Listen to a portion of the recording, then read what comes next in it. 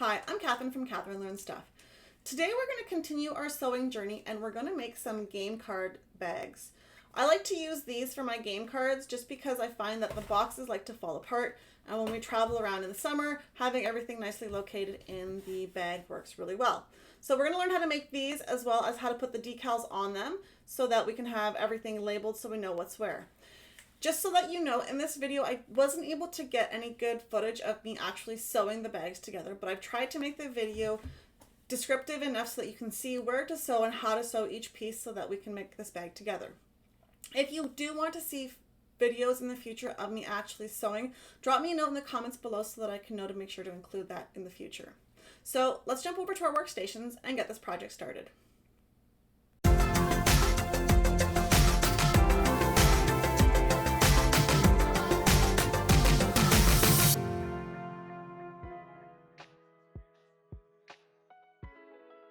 So I have a bunch of card games that my kids play, and the one thing that I found is that over time the boxes kind of fall apart. This one's in a Ziploc bag, this one isn't closed anymore, everything falls out. So what I'm going to do today is I'm going to make a little pouch for my card games.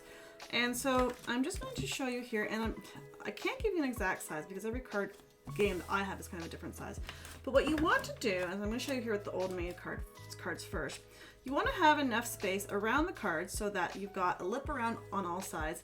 And I'm going to say I've got about 3/4 of an inch spare space here on each side. And this is going to allow me to kind of fold the bag right when I'm putting the cards in. There's going to be a little bit of extra, so when I sew this, there will be space in the bag. Now at the top, I'm going to leave a little bit of extra space because I'm going to put in a seam in here so that I can add a drawstring on this to hold the bag shut so that nothing falls out. This isn't going to be a double line bag. This is just going to be a simple bag with for the cards. But if you wanted to put double line bag, I've got a tutorial on how to do that as well. So let's just start off here quickly. What we're going to do is we're going to sew the edges of this bag, the fabric, all the way around so that we can start this. Now, if I was to just give you an example here, I'm going to give you before we go on. If I use a smaller card deck, these ones are smaller, so I wouldn't need as much, but the deck of cards is thicker, so I would need a little bit. I could get away with less than what I've got here, and right now I've got 1, 2, 3, 4.5 inches in width here. So we're gonna make this bag for the Old Maid cards, and I'll make a few more for all the other ones because I need that as well. So we'll go over those ones in a sec once we're all done. So the first step is we're just going to sew around the edges. So I've sewn around the edges of my bag here, and before I do anything, I'm just going to quickly flip this inside out and make sure that my cards fit into the bag, because this will do me no good if my bag is too small. Now when you're sewing these, it's always ideal to have a little bit of extra space on the seam around the edges so that you can actually fit things in, just because if you're not very good at sewing, you might end up sewing farther into it. So I'm just going to quickly check this here. My cards fit perfectly, and now I've got this part done. So the next thing I'm going to do, I'm going to flip this outside again. If you want to, I'm not going to, but if you want to, you can add in a bias tape around here to sew off the edges so that there's no loose ends. But what I'm going to do now is I'm actually going to cut off the surplus here that I've got, and I'm going to fold my bag here a little bit. So I'm just going to cut this off, and I'm going to roll this inside like this so that I can have an actual spot for my drawstring. So with this, I'm going to be making sure that this here is going to be my open side, and this is going to be my closed side. So I'm not going to sew on this one end. I'm just going to sew on the one side over here. So bear with me as I try to fold this in. And we're not going very far. We're going maybe 3/4 of an inch to an inch at most. And so I'm going to sew around, all the way around, just on the one side, and leaving a gap open on the other side so that I've got a spot for my string to come out. Now I'm going to leave this side open because this is where I remember to double sew so that my bag won't open up. But I'm not going to sew all the way to the end because I want to make sure that I'm leaving it open here. I'm going to go all the way around with this. Okay, so now that I've got this sewn, I'm going to cut off these extra bits of fabric that I've got, and I'm going to just trim my bag a little bit so that there's not so much floating around. Right, I'm going to flip this inside out. Now before I do anything else with this, I'm going to quickly show you how to add on a decal onto this so that we know what game is inside, because when I'm going to be using these later, if I don't have a name on the bag, I'm not going to know what game is inside. So I'm going to quickly make a few more bags so that I've got them all ready, and then we're going to add in some decals onto these so that every bag has a name so that we know what game is in which. So if you have a piece of scrap fabric instead, that's just one sheet, for this smaller game of Guess Who, I'm going to be using a 3.5 inch wide by 11 inches long, and all I'm going to do is with this one is I'm going to fold this in half, and I'm going to sew along my edges here first so that I can fold out my bag. But on the one side I'm actually going to just sew down at the 1 inch mark from the top, and the other side I'm going to do up to the 1/2 inch mark, just so that I can have a spot for my drawstring later to come out of.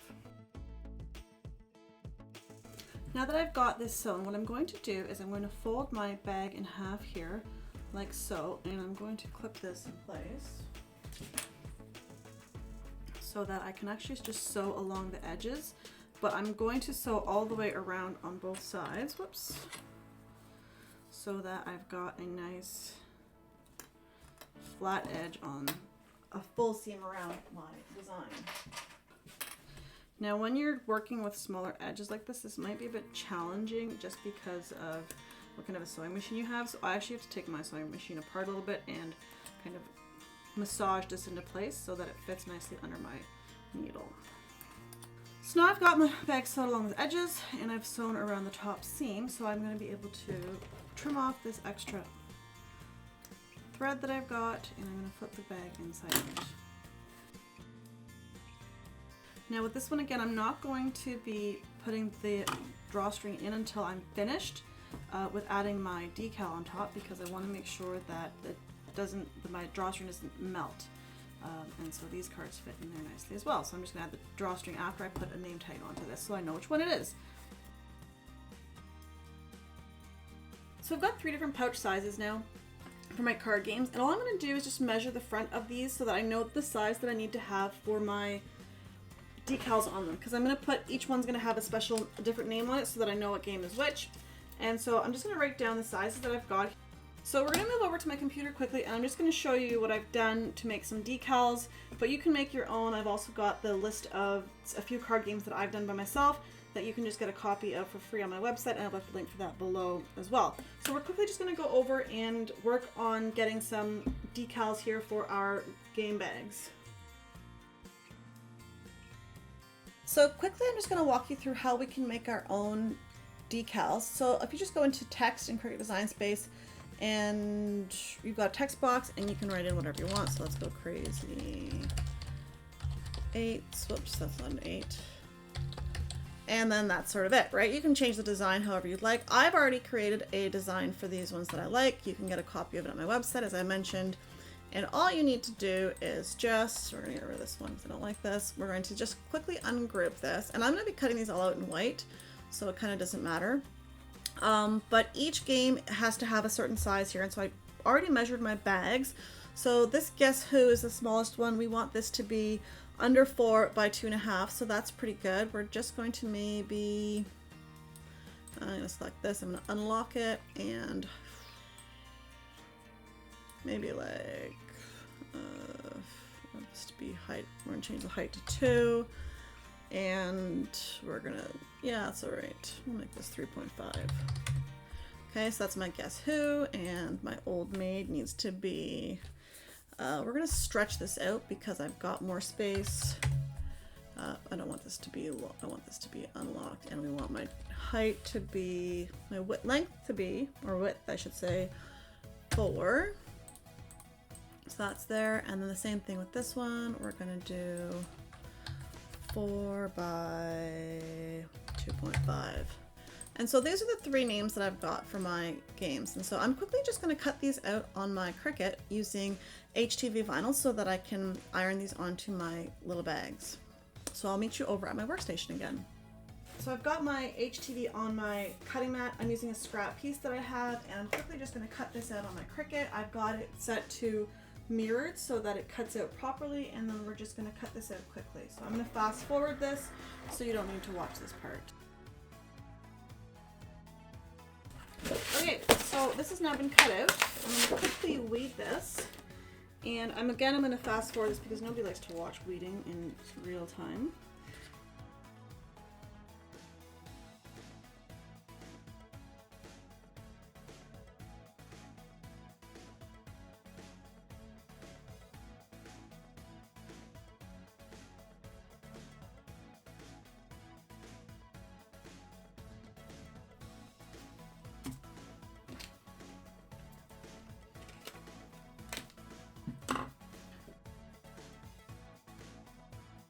Normally I would do any work with HTV on my heat press, but my heat press is kind of hidden behind a whole bunch of junk, and I'm currently using my iron, so we're just going to do this with my iron today.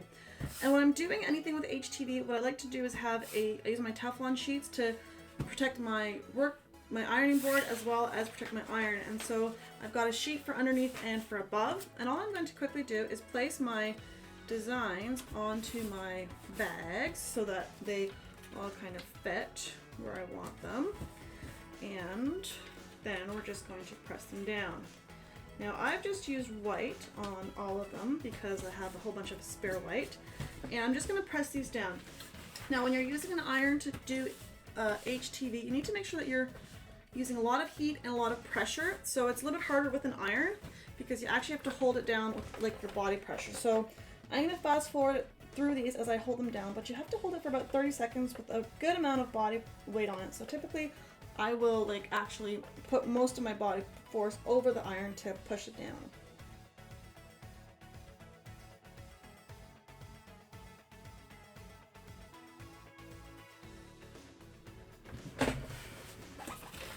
Alright, so this is a cold peel vinyl, so I need to make sure that it's cooled down a little bit before I can actually peel it.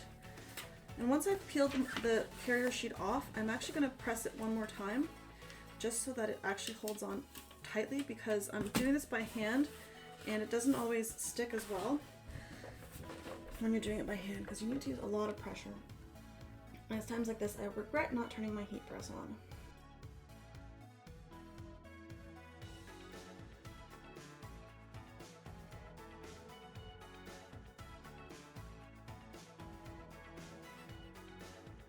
Okay, so now all that's left is to pull a string through this. Now I'm just using this floss stuff that I have, and really all you want to do is pull enough floss that you've got 2.5 times the length of the hole in your bag. And so I'm just going to quickly snip this, and I like to use a paper clip to pull this through because I don't seem to have any safety pins lying around.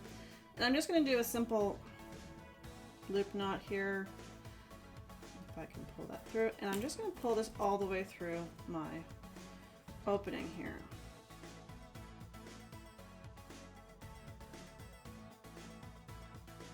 And then I've got my bag. Now I'm going to be using these little, if I can get this off, I'm going to be using these little locks so that you can lock the string from falling out, but you don't have to. Let me just untie this here because I've made myself a knot.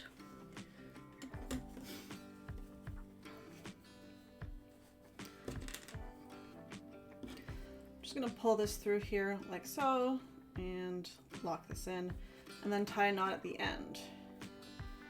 This allows me to lock my bag into place once I've got things inside, and then my cards won't fall out. Now, if you don't have these little clippies, I left a link for them in the description. You can actually pull a string through both sides so that you've got a drawstring on either side, and I'll quickly show you that as well, just so that you can see what I'm talking about. But this time I'll pull it in through the other side so it's not on the same side. And just move this out of the way. Sorry, I'm off camera there for a sec.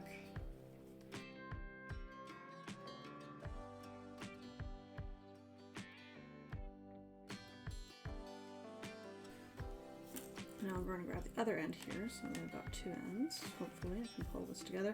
And tie knots so that I don't lose my ends, because that's always important not to do. You don't want to lose any of these bits. And now if I don't have this clippy thing, I can just pull the bag shut on both sides and it's ready to go. Now I'm just going to do the other ones as well. So you can use different color of floss if you'd like. I'm going to use purple with purple and blue with blue just to be a little bit different. Now I've got my 3 card bags ready. So now I'm just going to put my cards in. If I'm lucky.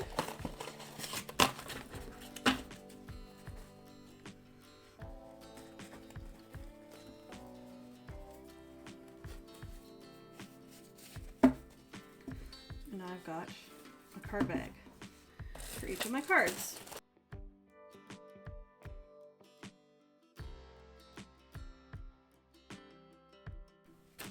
And now I've got card bags for all of my cards, so I don't need to worry about the boxes anymore. And there you have it. We've successfully made our card pouches. I hope you've enjoyed this craft as much as I have. Let me know if you tried it out in the comments below, and if you've got any suggestions on how to make this better, be sure to drop me a note. Thanks so much for watching, and don't forget to like, comment, and subscribe. Happy crafting!